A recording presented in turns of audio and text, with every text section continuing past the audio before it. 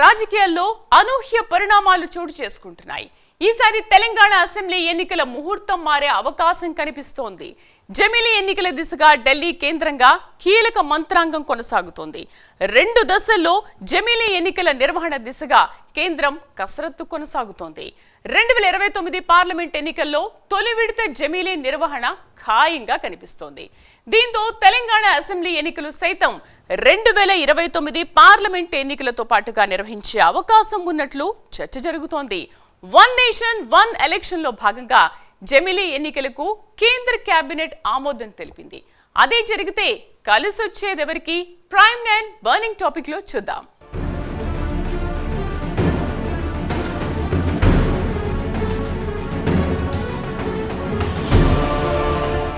అసలు జమిలీ ఎన్నికలు అంటే ఏంటి? జమిలీ ఎన్నికల్లో భాగంగా దేశంలో పార్లమెంట్ అసెంబ్లీ ఎన్నికలు ఒకే దఫాలో నిర్వహిస్తారు. అయితే జమిలీ ఎన్నికలు ప్రతిపాదన 1980లో వచ్చింది. 1999లో జస్టిస్ జీవన్ రెడ్డి నేతృత్వంలో లా కమిషన్ జమిలీ ఎన్నికలు జరపాలని సూచించింది. కానీ అప్పుడు వీలు పడలేదు. ప్రస్తుతం జమిలీ ఎన్నికలు బెల్జియం, స్వీడన్, సౌత్ ఆఫ్రికా వంటి దేశాల్లో జరుగుతున్నాయి. కాగా ఈసారి లోక్సభ ఎన్నికలతో కలిసి తెలంగాణ రాష్ట్ర శాసనసభ ఎన్నికలు జమిలిగా జరిగే అవకాశాలు కనిపిస్తున్నాయి. ఒకే దేశం ఒకే ఎన్నిక విధానంలో భాగంగా తెలంగాణ అసెంబ్లీ ఎన్నికలను 2029లో లోక్సభ ఎన్నికలతో పాటే నిర్వహించాలనే యోచనలో కేంద్రంలోని బీజేపీ ప్రభుత్వం అడుగులు వేస్తోంది. అయితే ఒకే దేశం ఒకే ఎన్నిక విధానాన్ని దేశవ్యాప్తంగా ఒకే దశలో కాకుండా 2 దశల్లో కొలిక్కి తేవాలని కేంద్రం భావిస్తోంది. అంటే దేశంలోని దాదాపు సగం రాష్ట్రాల అసెంబ్లీ ఎన్నికలను 2029 లోక్సభ ఎన్నికలతో పాటు నిర్వహించాలని, అనంతరం 2034లో జరిగే సార్వత్రిక ఎన్నికల నాటికి మిగతా సగం రాష్ట్రాలకు కూడా కలిపి నిర్వహించాలని కేంద్రం యోచిస్తోంది.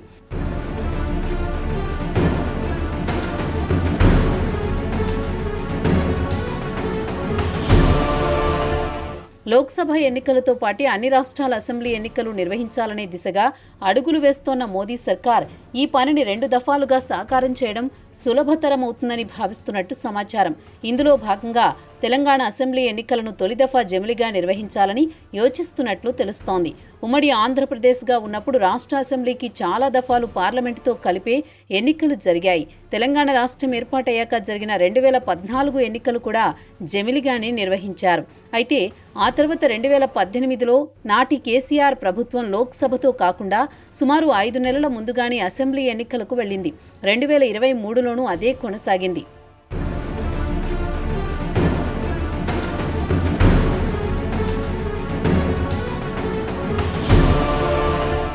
రెండు దశల వ్యూహం ఎందుకంటే ఒకే దేశం ఒకే ఎన్నిక వ్యవహారం ఒకేసారి తేలేది కాదన్న ఉద్దేశంతో కేంద్ర ప్రభుత్వం ఉన్నట్టు తెలుస్తోంది. పార్లమెంటు ఎన్నికలు గత ఏడాదే జరగగా వాటితో పాటే కేవలం 4 రాష్ట్రాల ఆంధ్రప్రదేశ్, ఒడిశా, అరుణాచల్ ప్రదేశ్, సిక్కిం అసెంబ్లీ ఎన్నికలు మాత్రమే జరిగాయి. మిగిలిన రాష్ట్రాలన్నింటిలోనూ ఎన్నికలు కొంత ముందు లేదంటే కొంత వెనుక జరిగాయి. కొన్ని రాష్ట్రాల్లో అయితే ఏకంగా 3 ఏళ్ల ముందు కూడా జరిగాయి. బీహార్, అసోం, గోవా, గుజరాత్, హిమాచల్ ప్రదేశ్, పాండిచ్చేరి, పంజాబ్, తమిళనాడు, ఉత్తరప్రదేశ్, ఉత్తరాఖండ్, పశ్చిమ బెంగాల్ రాష్ట్రాల శాసనసభలకు 2021-22లో ఎన్నికలు జరిగాయి. ఇక ఢిల్లీలో ఈ ఏడాది ఎన్నికలు జరగ్గా బీహార్లో వచ్చే సెప్టెంబర్, అక్టోబర్లో జరగనున్నాయి.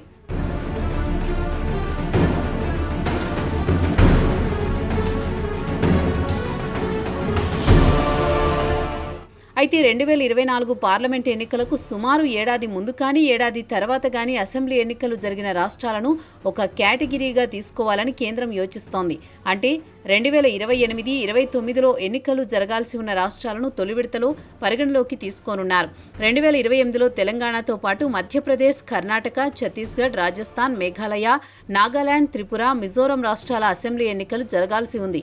2029లో అసెంబ్లీ ఎన్నికలు జరిగే రాష్ట్రాల్లో ఆంధ్రప్రదేశ్, ఒడిశా, అరుణాచల్ ప్రదేశ్, సిక్కిం, హర్యానా, జార్ఖండ్, మహారాష్ట్ర ఉన్నాయి.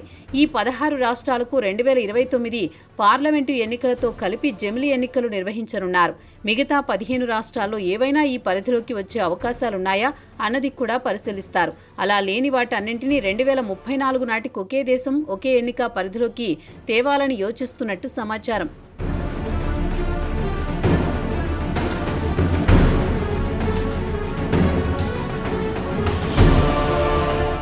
పిఎస్యులు మాజీ న్యాయమూర్తుల అభిప్రాయాలు కూడా ఒకే దేశం ఒకే ఎన్నికకు సంబంధించి 129వ రాజ్యాంగ సవరణ బిల్లును గత ఏడాది డిసెంబర్లో పార్లమెంట్లో ప్రవేశపెట్టారు.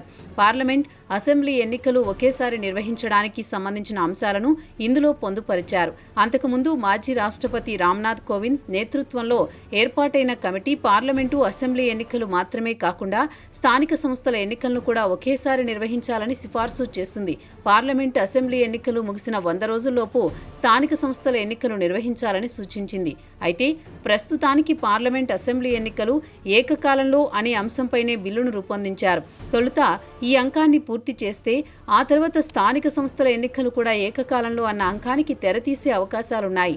మరోవైపు 129వ రాజ్యాంగ సవరణ బిల్లుపై నియమించిన జాయింట్ పార్లమెంటరీ కమిటీ కూడా ఆ అంశంపై అభిప్రాయ సేకరణకు అన్ని రాష్ట్రాల్లో పర్యటిస్తోంది. తొలుత ఈ కమిటీలో 31 మందిని నియమించగా ఆ తర్వాత కొన్ని చిన్న పార్టీలు తమను కూడా ప్రాతినిధ్యం కల్పించాలని కోరాయి. ఇందుకు కేంద్రం అంగీకరించడంతో ఆ సంఖ్య 39కి పెరిగింది.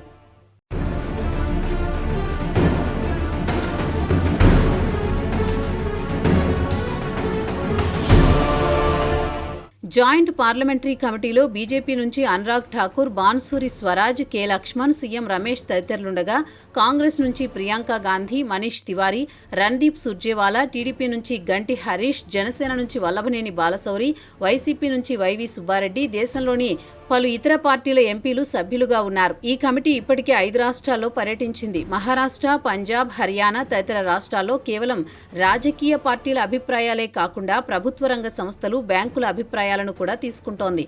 అనేక సార్లు ఎన్నికలు రావడంతో ఆయా సంస్థలు, బ్యాంకులకు ఏమైనా ఇబ్బందులున్నాయా, వాటి కార్యకలాపాలకు ఆటంకం ఏర్పడుతోందా అన్న విషయాలపైన అభిప్రాయ సేకరణ చేస్తోంది.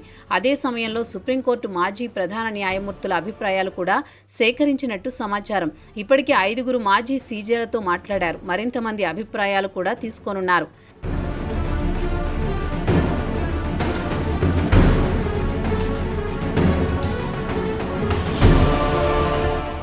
జమిలి ఎన్నికలపై ఏర్పాటైన కమిటీ తొలి సమావేశంలో కీలక నిర్ణయాలు తీసుకుంది. గుర్తింపు పొందిన జాతీయ, రాష్ట్ర రాజకీయ పార్టీల అభిప్రాయాలను స్వీకరిస్తామని చెప్పింది. దీంతో పాటు లా కమిషన్ సలహాలను సైతం తీసుకుంటామని స్పష్టం చేసింది. కార్యాచరణ ప్రణాళికలు, అధికారిక సంప్రదింపులు ఎలా జరపాలన్న అంశాలపై కమిటీ చర్చించింది. కేంద్రం నిర్దేశించిన పనులకు పేపర్ వర్క్ తయారు చేయడం, అవసరమైన విషయాలపై లోతైన పరిశోధనలు చేయడంపై చర్చలు జరిగినట్టు తెలిసింది.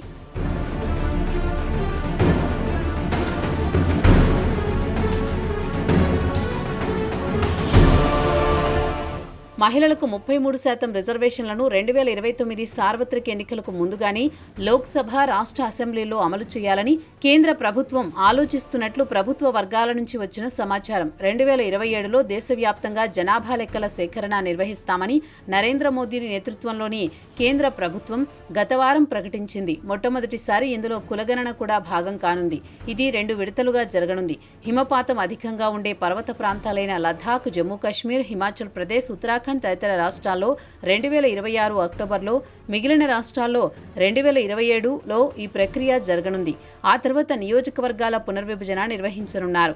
2 ఏళ్లలో జనాభా లెక్కల సేకరణ పూర్తవుతుందని, తాజా జనాభా గణాంకాల ప్రాతిపదికన నియోజకవర్గాల పునర్విభజన జరుగుతుందని సంబంధిత వర్గాలు తెలిపాయి. 2023 సెప్టెంబర్లో పార్లమెంట్ ఆమోదం పొందిన నారీ శక్తివందన్ అధినియం లేక మహిళా రిజర్వేషన్ బిల్లు 2023కు అనుగుణంగా 33% రిజర్వేషన్ కోటా అమలవుతుంది. లోక్సభ, రాష్ట్ర అసెంబ్లీలో 1/3 సీట్లను మహిళలకు రిజర్వ్ చేయడానికి ఉద్దేశించిన ఈ చట్టం ఆమోదం పొందిన తర్వాత నిర్వహించే తొలి జనాభా లెక్కల సేకరణ ఆధారంగా అమల్లోకి వస్తుంది.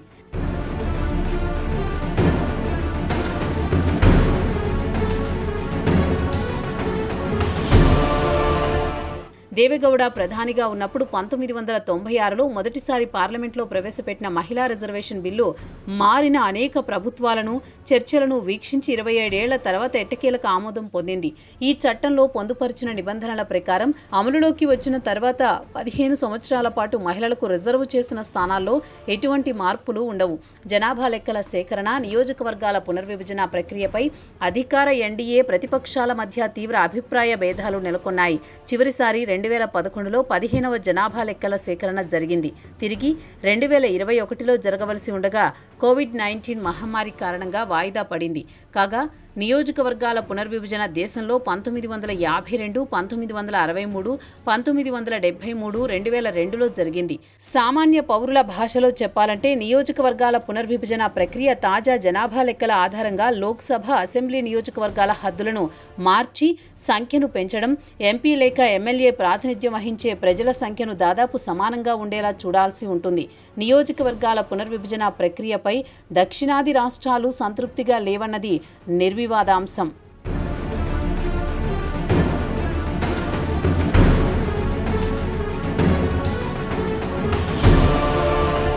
తమిళనాడు ముఖ్యమంత్రి డిఎంకే అధినేత ఎంకే స్టాలిన్ పలు సందర్భాల్లో దీనిపై ఆందోళన వ్యక్తం చేశారు. దక్షిణాది రాష్ట్రాల్లో లోక్సభ స్థానాల సంఖ్య యథాప్రకారం ఉన్న పక్షంలో ఉత్తరాది రాష్ట్రాలు బీహార్, మధ్యప్రదేశ్, రాజస్థాన్ వంటి మధ్య భారత రాష్ట్రాలు ప్రయోజనం పొందుతాయని నిపుణులు తెలిపారు. ఈ రాష్ట్రాలను సుమారు 31 స్థానాలు అదనంగా పొందవచ్చని, అదే సమయంలో తమిళనాడు, ఆంధ్రప్రదేశ్, కేరళ వంటి దక్షిణాది రాష్ట్రాలు సుమారు 26 స్థానాలను కోల్పోవచ్చని వారు అభిప్రాయపడ్డారు. ఈ తేడాకు ఉత్తరాది రాష్ట్రాలు, మధ్య భారతదేశంలోని రాష్ట్రాల్లో జనాభా పెరుగుదల అత్యంత వేగంగా ఉండడమే ఇందుకు కారణమని ఆయన తెలిపారు.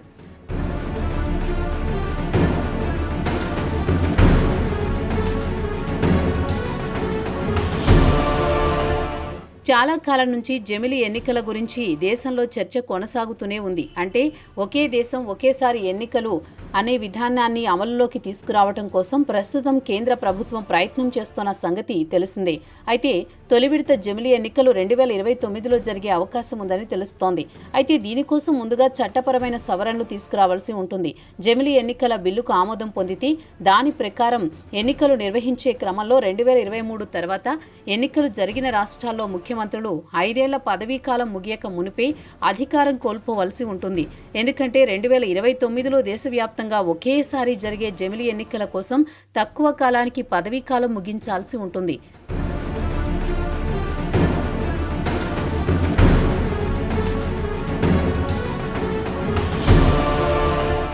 దేశవ్యాప్తంగా ఏకకాలంలో ఎన్నికల నిర్వహణపై ప్రెసిడెంట్ నోటిఫికేషన్ ద్వారా తేదీని ఖరారు చేయవచ్చు. ఈ తేదీ తర్వాత ఏర్పడిన అన్ని రాష్ట్ర అసెంబ్లీల పదవీకాలం ఆ లోక్సభ 5 ఏళ్ల పదవీకాలం ముగియడంతో ముగుస్తుంది. ఏదైనా ఒక రాష్ట్ర అసెంబ్లీకి ఏకకాల ఎన్నికలలో భాగంగా ఎన్నికలు నిర్వహించలేమని ఎన్నికల సంఘం చెబితే ఆ విషయంలో రాష్ట్రపతికి సిఫార్సు చేయవచ్చు. ఆ అసెంబ్లీకి ఎన్నికలు నిర్వహించాలని రాష్ట్రపతి తరువాత ఉత్తర్వులు జారీ చేయవచ్చని తెలుస్తోంది.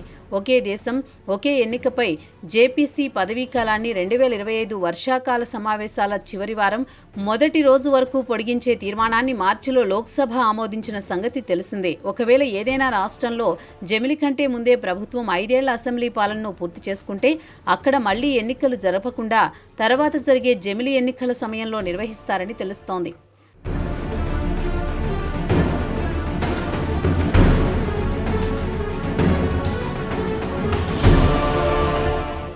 జమిలి ఎన్నికల నిర్వహణ తాము రూపొందించిన రోడ్ మ్యాప్ను మాజీ రాష్ట్రపతి రామ్నాథ్ కోవింద్ కమిటీకి లా కమిషన్ వచ్చే వారం సమర్పించనుందని తెలుస్తోంది. మరోవైపు జమిలి ఎన్నికల విషయమై రాజకీయ పార్టీలతో భేటీ అయ్యేందుకు కమిటీ యోచిస్తున్నట్టు సమాచారం.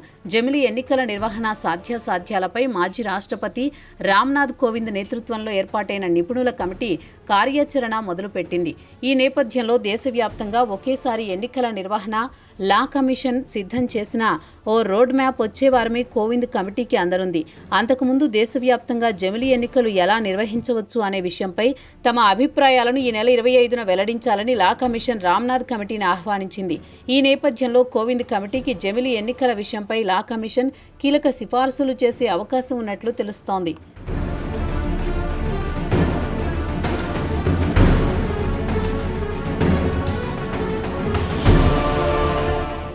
ఇటీవల భేటీ అయిన రామ్నాథ్ కోవింద్ నేతృత్వంలోని ఉన్నత స్థాయి కమిటీ జమిలి ఎన్నికల యోచనపై రాజకీయ పార్టీల అభిప్రాయాలు తెలుసుకోవాలని నిర్ణయించింది. ఇందుకోసం ఏ తేదీల్లో తమకు అనుకూలంగా ఉంటుందో అనే విషయాన్ని తెలియజేయాలని సూచించింది. వచ్చే 3 నెలల్లో తమ అభిప్రాయాలను లిఖితపూర్వకంగా తెలియజేసే అవకాశం కూడా రాజకీయ పార్టీలకిచ్చినట్టు తెలుస్తోంది. మరోవైపు జస్టిస్ రితురాజ్ అవస్థి నేతృత్వంలోని లా కమిషన్ 2029 నుంచి లోక్సభతో పాటు అన్ని రాష్ట్రాల అసెంబ్లీ ఎన్నికలను నిర్వహించేలా ఓ ఫార్ములా రూపొందించినట్లు విశ్వసనీయ వర్గాల సమాచారం. వివిధ రాష్ట్రాల శాసనసభల కాలపరిమితిని పెంచడం లేదా తగ్గించడం ద్వారా జమిలీ నిర్వహించే సిఫార్సులను సిద్ధం చేస్తున్నట్లు తెలుస్తోంది.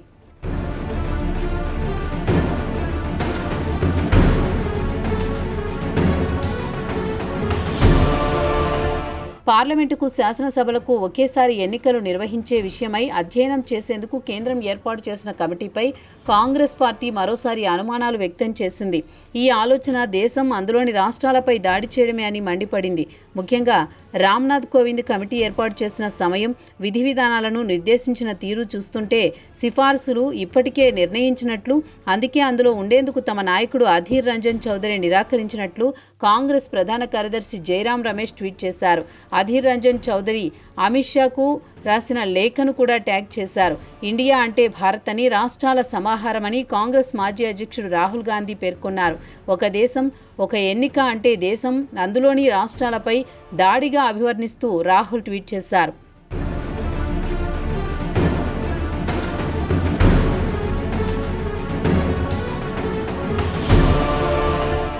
లోక్సభలో ప్రస్తుతం మొత్తం 542 మంది సభ్యులున్నారు. అందులో ఎన్డీఏ కూటమికి 293 మంది బలం ఉండగా, ఇండియా భాగస్వామ్య పక్షాలకు 234 సభ్యులు ఉన్నారు. అలాగే రాజ్యసభలో 237 మంది సభ్యులు ఉండగా, ఎన్డీఏ కూటమి 114 మంది సభ్యులున్నారు. ఇండియా కూటమికి 85 మంది సభ్యుల బలం ఉంది. ఏదేమైనా జమిలీ ఎన్నికల ప్రతిపాదన బాగానే ఉన్నా కొన్ని దక్షిణాది రాష్ట్రాల ముఖ్యమంత్రులు కేవలం 4 ఏళ్ల పాటే తమ పదవిని అనుభవిస్తారు. అభివృద్ధి అంతంత మాత్రంగానే జరుగుతుందని పరిశీలకుల అభిప్రాయం.